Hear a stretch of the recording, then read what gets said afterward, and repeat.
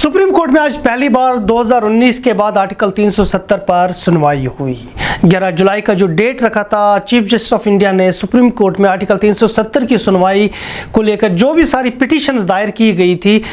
उन पे आज पहली बार सुनवाई हुई। लेकिन साथ ही आज कॉन्स्टिट्यूशनल बेंच जो बनाया गया है आर्टिकल 370 की सुनवाई के लिए, उन्होंने कहा कि इस पर रोज़मर्रा के तौर पर 2 अगस्त से सुनवाई शुरू होगी। उन्होंने कहा कि सोमवार और फ्राइडे यानी जुमे को छोड़कर हर दिन कॉन्स्टिट्यूशनल बेंच सुप्रीम कोर्ट में आर्टिकल 370 पर सुनवाई करेगा। लेकिन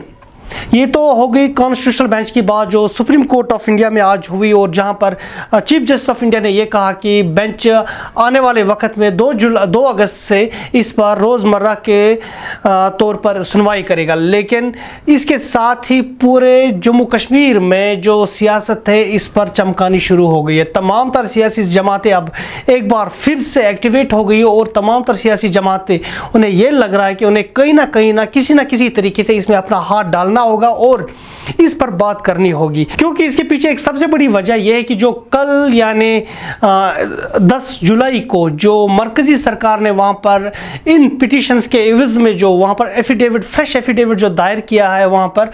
उसका जो कंटेंट जो है वो कंटेंट पब्लिक में आ गया, वो मीडिया में वो रिपोर्ट हो गया। उसके बाद जो कंटेंट उसमें आया, उस कंटेंट को लेकर यहाँ की जो तमाम तर जो सियासी जमातें हैं और जो लोग हैं, उन्हें यह लगा कि कहीं ना कहीं से इस वक्त जो मरकजी सरकार है वो डिफेंसिव मूड में, और वो उसके पास कोई कॉन्स्टिट्यूशनल वैलिडिटी इस चीज़ की नहीं है कि उन्हें जो आर्टिकल 370 को 5 अगस्त 2019 को एब्रोगेट किया। उस एफिडेविट का जो कंटेंट जो मार्केट में आया, जो मीडिया में जो पब्लिश हुआ है, उसको लेकर भी आज बेंच के सामने बात हुई। जो सॉलिसिटर जनरल ऑफ इंडिया जो है तुषार मेहता, उन्होंने चीफ जस्टिस ऑफ इंडिया से दरख्वास्त की कि जो हमारा जो एफिडेविट है जो कल उन्होंने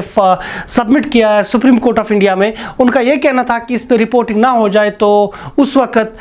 जो बेंच है उन्होंने कहा कि ये ऑलरेडी रिपोर्ट हो चुका है और इस पर वो कोई कंट्रोल नहीं कर सकते, लिहाजा हम ये कह सकते हैं कि सुप्रीम कोर्ट ने किसी भी मीडिया कवरेज को रोकने की जो मरकजी सरकार की जो इस्तिदा थी, जो रुकेश थी, उसको मना कर दिया। तो सबसे बड़ी वजह यह कि वो कंटेंट क्या था जिसकी वजह से यह जो यहाँ की जो मकामी सियासी जमात, चाहे वो नेशनल कॉन्फ्रेंस है, पीडीपी है, अपनी पार्टी है, या फिर बाकी जो दीगर तमाम तर सियासी जमातें हैं, वो एकदम से फुल कॉन्फिडेंट क्यों लग रही है? इतना कॉन्फिडेंस कहाँ से इनमें आ गया कि वो इस चीज़ को लेकर इतना कुछ अभी बोल रहे हैं? कि जैसे कि अभी उमर अब्दुल्ला ने आज कहा कि जो आर्टिकल 370 पे जो आज 4 साल के बाद जो सुनवाई हो रही है, उन्हें लग रहा है कि उनका केस काफ़ी स्ट्रांग है, क्योंकि नेशनल कॉन्फ्रेंस ने भी एक पिटीशन दायर की है। मैं आपको पहले बता दूं, 2 लोग शाह फैसल और शहला रशीद जिन्होंने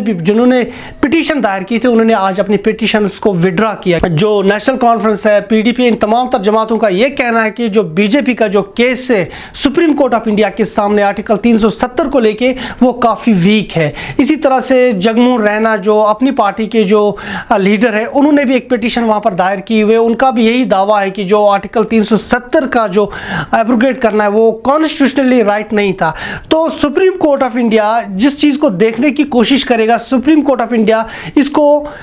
ये चीज़ें देखने की कोशिश करेगा कि जो आर्टिकल 370 को एब्रोगेट किया गया, उसके बाद जो जम्मू कश्मीर को 2 हिस्सों में तकसीम किया गया, लद्दाख को बाइफरकेट करके जम्मू कश्मीर स्टेट को एक सेपरेट यूनियन टेरिटरी और लद्दाख को अलग यूनियन टेरिटरी बना दिया गया 5 अगस्त 2019 को। उससे पहले आर्टिकल 370 को एब्रोगेट करके यहाँ पर जो तमाम तर जो प्रिविलेज जो मिल रहे थे जम्मू कश्मीर को, वो ख़त्म कर दिए गए और सेंट्रल लॉज यहाँ पर इनेक्ट किए गए। उन सब चीज़ों को देखने के लिए सुप्रीम कोर्ट को ये देखना होगा कि इसकी क्या कॉन्स्टिट्यूशनल वैलिडिटी है, क्या पार्लियामेंट ऑफ इंडिया जो फेडरल गवर्नमेंट है, क्या वो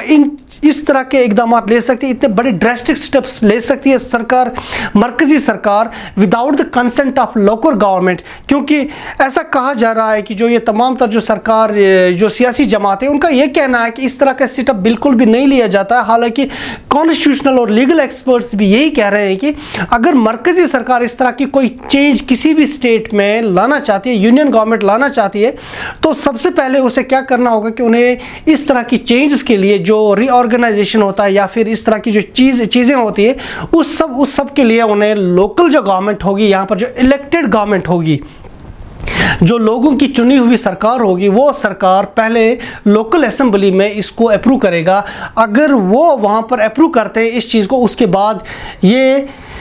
उसके बाद फिर मरकज़ी सरकार पार्लियामेंट ऑफ इंडिया इसको वहाँ पर टेकअप कर सकती है और वहाँ पर ये अप्रूव या डिसअप्रूव हो सकता है। लेकिन यहाँ पर क्या हुआ कि जब 2019 में आर्टिकल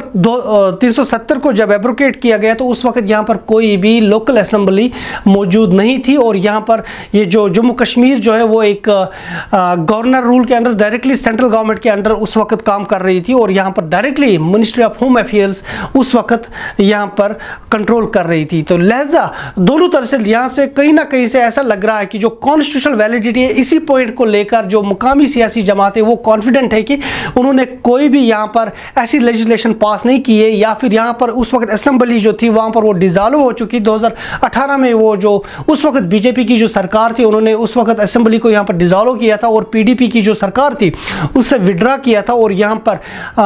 सत्यपाल मलिक को भेजकर यहाँ पर एक गवर्नर के अंडर कर दिया था जम्मू कश्मीर को। तो उसी वक्त यहाँ पर आर्टिकल 370 को एब्रोगेट किया गया। तो यह कॉन्स्टिट्यूशनल वैलिडिटी जो सुप्रीम कोर्ट ऑफ इंडिया को देखनी है कि आया मरकजी सरकार इस तरह के इकदाम कैसे ले सकती है, क्या इसके पीछे कोई कॉन्स्टिट्यूशनल वैलिडिटी है भी या नहीं।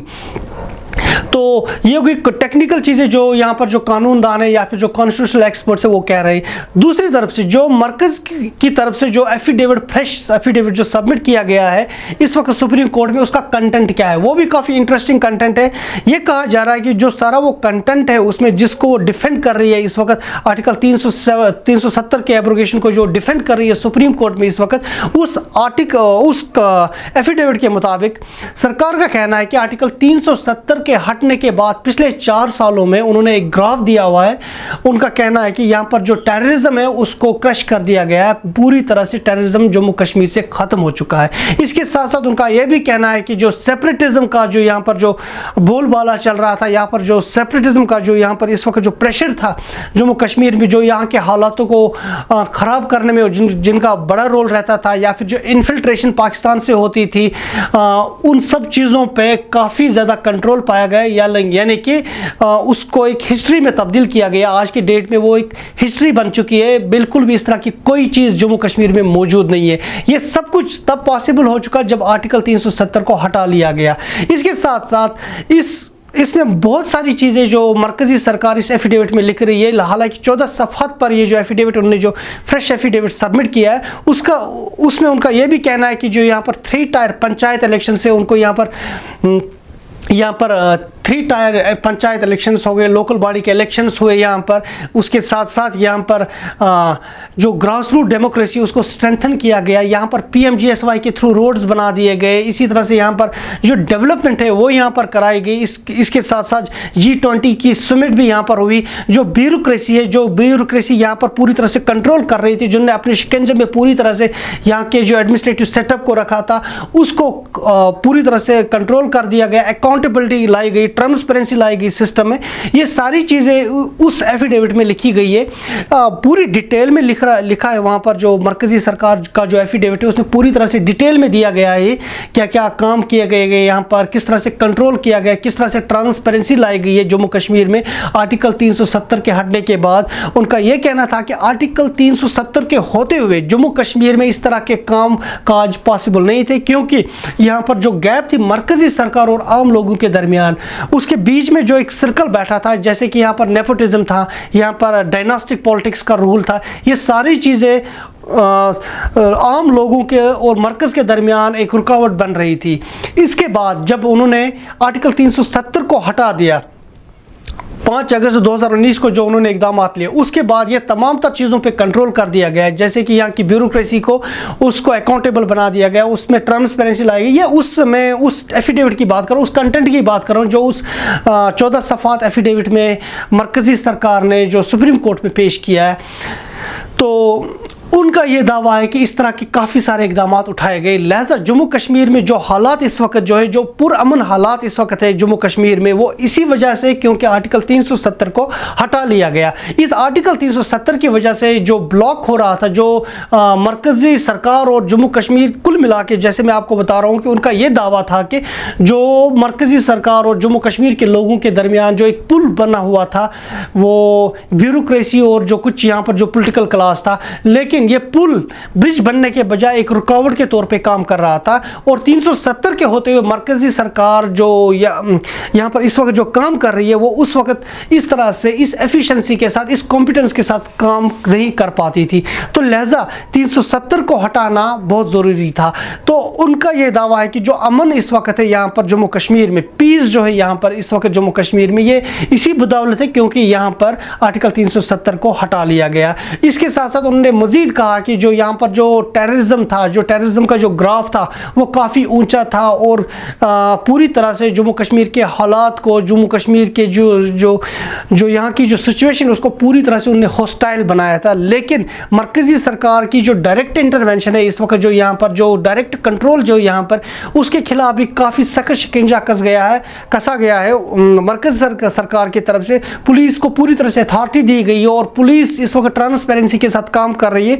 और तमाम उन लोगों के खिलाफ जो एंटी नेशनल या फिर एंटी सोशल एक्टिविटीज़ में मुलव्वस होते हैं, उनके खिलाफ एक ट्रांसपेरेंट तरीके से सख्त कानूनी कार्रवाई की जाती है, जिसकी वजह से बाकी के लोग जो है, जो इस तरह का ख्याल रखते हैं या फिर उनका जहन इस तरह का कुछ करने के लिए चाहते हैं, वो बाज आ चुके हैं। वहीं दूसरी जानिब से जो कॉन्स्टिट्यूशनल एक्सपर्ट्स है या फिर जो लीगल एक्सपर्ट्स है, उनका ये कहना है कि ये पॉलिटिकल एफिडेविट है, इसमें कोई कॉन्स्टिट्यूशनल टेक्निकल टर्म्स नहीं है, जो जिन टेक्निकल बुनियादों पे मरकज़ी सरकार अपने इस 5 अगस्त 2019 के फैसले को डिफेंड कर सकती है। उनका कहना है कि जो इस वक्त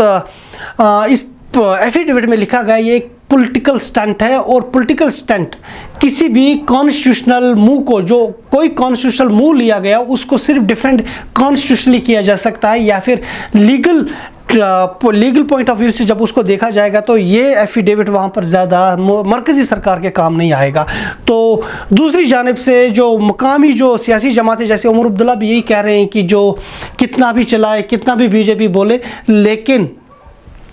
सुप्रीम कोर्ट ऑफ इंडिया के सामने उनका ये जो मुंह है बिल्कुल भी टिक नहीं सकता। यही वजह है कि 4 साल तक मरकज़ी सरकार की इस कमज़ोरी की वजह से अभी तक इस पे सुनवाई नहीं हो चुकी है। आज 4 साल के बाद तब इस मामले पर सुनवाई हो रही है, क्योंकि 4 साल के बाद जब खुद यहाँ पर जो सुप्रीम कोर्ट के जज जो है वो जम्मू कश्मीर आए, जम्मू कश्मीर से में आने के बाद जो हाल ही में, हालांकि वो जम्मू कश्मीर आए थे, उसके बाद जब वो वापस गए तो उनके मन में आ गया कि नहीं, इस पे सुनवाई होनी चाहिए और उसी वजह से आज उस चीज़ पे सुनवाई हो रही है। अब 2 अगस्त से जब इस पे पूरी तरह से सुनवाई होगी, रेगुलर बेस पे होगी, यानी कि हफ्ते के 4 या 5 दिन इस पे सुनवाई होगी, तो जल्द से जल्द सुप्रीम कोर्ट इसको एक कॉन्स्टिट्यूशनल जो बेंच बनाया गया उसको निपटाना चाहता है। तो आगे आने वाले वक्त में देखा जाएगा कि जम्मू कश्मीर की जो सियासी जमात है, जो इसके खिलाफ है, जिन्होंने पिटिशंस दायर की है सुप्रीम कोर्ट ऑफ इंडिया में, उनका क्या दावा है, वो किस तरह से इसको इलीगल मूव ठहराने में कामयाब हो सकते हैं, या फिर सुप्रीम कोर्ट में उनकी जीत होती है, या फिर मरकज़ी सरकार अपने उस फैसले को जो 5 अगस्त 2019 को उन्होंने एक फ़ैसला लिया है, क्या उसको वो डिफेंड कर सकते हैं या नहीं कर सकते, ये भी आगे देखना होगा हमें, क्योंकि 2 अगस्त के बाद काफ़ी सारी इंटरेस्टिंग डेवलपमेंट्स आ सकती है सुप्रीम कोर्ट ऑफ इंडिया से, जहां पर अब आर्टिकल 370 पर सुनवाई होगी, जो एब्रोगेट किया गया बीजेपी की सरकार की तरफ से। क्योंकि इसके लिए सबसे बड़ा इंटरेस्टिंग चीज़ ये रहेगी कि आर्टिकल 370 की सुनवाई उस वक्त हो रही है 1 साल के बाद, यानी कि इस साल को छोड़ के अगर आप 2024 की बात करेंगे तो 2024 एक इलेक्शन का ईयर है, पार्लियामेंट इलेक्शंस हो रहे हैं 2024 में। तो उससे पहले जब इस पे सुनवाई हो रही है तो दोनों के लिए ये काफ़ी अहमियत का हामिल होगा। बीजेपी के लिए तो सबसे ज़्यादा, क्योंकि उनकी सियासत तो अभी इसी पे चल रही है, तो उनके लिए भी ये सबसे अहम और इम्पॉर्टेंट रहेगा कि उनका जो इलेक्टोरल प्रोस्पेक्टस जो होगा 2024 में, वो कहीं ना कहीं 370 पर बहुत ज़्यादा बारी होगा और 370 को लेके ही आने वाले वक्त में 2024 में बीजेपी को इलेक्शन लड़ना होगा। इस तरह से कुछ अभी दिखाई दे रहा है और आने वाले वक्त में ऐसा भी लगेगा, क्योंकि अगर आप देखेंगे पिछले 1 महीने 1.5 महीने से बीजेपी ने एक पिच अपना जो है वो थोड़ा हाई कर दिया है और वो 370 को लेके बहुत सारी बातें की जा रही है और वो इस मूव को काफ़ी ज़्यादा जस्टिफाई कर रहे हैं। कुछ चीज़ें जो मरकज़ी सरकार ने आर्टिकल 370 के हटे के बाद जम्मू कश्मीर में की, जैसे कि यहाँ पर G20 समिट हो गई है। G20 समिट के साथ साथ यहाँ पर कुछ बाहर के देशों की कुछ इन्वेस्टमेंट, खुसूसन जो यूनाइटेड अरब एमिरेट्स से, जो मिडिल ईस्ट से इन्वेस्टमेंट यहाँ पर आ रही है, उसके साथ साथ काफ़ी सारी फ्रेंचाइजीज जो यहाँ पर इस वक्त अपना वो इन्वेस्ट कर रहे हैं। बहुत सारे जो लोकल जो डोमेस्टिक कंपनीज है, बड़ी बड़ी कंपनीज जैसे रिलायंस है, टाटा है, बाकी इस तरह की जो कंपनीज है, इस तरह से जो इंटरनेशनल फ्रेंचाइजीज है जैसे KFC है, इसी तरह से बाकी तरह की बहुत सारी वो इस वक्त कश्मीर में इन्वेस्ट कर रही है। तो ये एक ऐसा पॉजिटिव साइन है जो बीजेपी आगे लेना चाहती है और आगे इलेक्शंस में भेजना चाहती है। इस चीज़ को, उस चीज़ को लेके वो पूरे देश में इलेक्शन लड़ना चाहती है। इसके साथ साथ जम्मू कश्मीर में भी कभी ना कभी तो इलेक्शन होने हैं, ये इस साल या अगले साल में होने हैं, तो उस चीज़ को लेके तो बीजेपी इस पे काफ़ी ज़्यादा सियासत करना चाहती है। लेकिन इस सब सियासत का तब फ़ायदा होगा जब बीजेपी का case supreme court of India में स्ट्रांग होगा और कहीं ना कहीं से बीजेपी के उस डिसीजन को जो 5 अगस्त 2019 को उन्होंने लिया है आर्टिकल 370 को लेके, कहीं ना कहीं से अगर उनको वहाँ सुप्रीम कोर्ट में रिलीफ मिलता है और वहाँ सुप्रीम कोर्ट में उन्हें जीत हासिल होती है, तो ऑब्वियसली आने वाले कल में यानी 2024 में बीजेपी की जो इलेक्शन कैंपेनिंग जो होगी वो काफ़ी पावरफुल और स्ट्रांग होगी और यकीनन उसके फेवर में भी हो सकती है। और दूसरी जानिब से जो इस वक्त जो जमातें यहाँ पर हैं, जो हमारी सियासी जमातें, चाहे वो नेशनल कॉन्फ्रेंस है, PDP है, अपनी पार्टी है, गुलाम नबी आज़ाद है, ये सारी जमातें यहाँ पर जो इस वक्त इस पे काफ़ी ज़्यादा सियासत कर रही है, उनके लिए भी ये एक एग्ज़ाम होगा, इम्तिहान होगा कि वो इस इम्तिहान में किस तरह से कामयाब होते हैं, क्या कोई रिलीफ उनको मिल सकता है सुप्रीम कोर्ट ऑफ इंडिया से, ये देखना होगा। क्योंकि उनके लिए भी जो आने वाले जो लोकल इलेक्शंस होंगे साल या 1.5 साल में जो होने जा रहे हैं पॉसिबली, तो उन इलेक्शंस में भी इनकी कैंपेनिंग को डोमिनेट करेगा और इनके लिए भी एक इम्तिहान होगा। तो 2 अगस्त के बाद पता चलेगा कि सुप्रीम कोर्ट में क्या फैसला आता है और उसके बाद राजनीति में किस तरह से जो पॉलिटिक्स है उसमें किस तरह से बदलाव आता है। ये सारी चीज़ें हमें आगे देखने को मिलेंगी। मज़ीद तफसीलात के साथ मैं आपके साथ फिर हाजिर हो जाऊंगा। दीजिए तब तक इजाज़त। खुदा हाफिज़।